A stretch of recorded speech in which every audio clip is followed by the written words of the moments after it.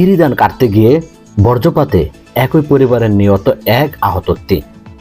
কুমিল্লার দেবিদ্বারে ইরি ধান কাটতে গিয়ে বজ্রপাতে আলেয়া বেগম নামে এক নারীর মৃত্যু হয়েছে।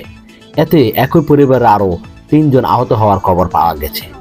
বুধবার 16 এপ্রিল বিকেলে উপজেলার রাজামের ইউনিয়নের নোয়াপাড়া গ্রামের ফসলি মাঠে এই ঘটনাটি ঘটে।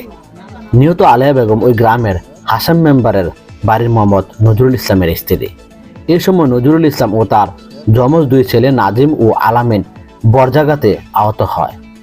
স্থানীয়রা জানান, নজরুল ইসলাম তার পরিবারের লোকজনদের নিয়ে ফসলি জমিতে ধান কেটে মাড়াই করার সময় বজ্রাঘাতে ঘটনাস্থলে তার স্ত্রী আলেয়া বেগম নিহত হয়।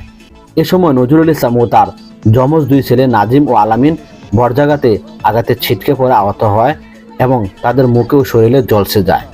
পরে স্থানীয়রা তাদের উদ্ধার করে বাড়িতে নিয়ে আসে। ঘটনায় পুরো পরিবারের শোকের মাতম বইছে।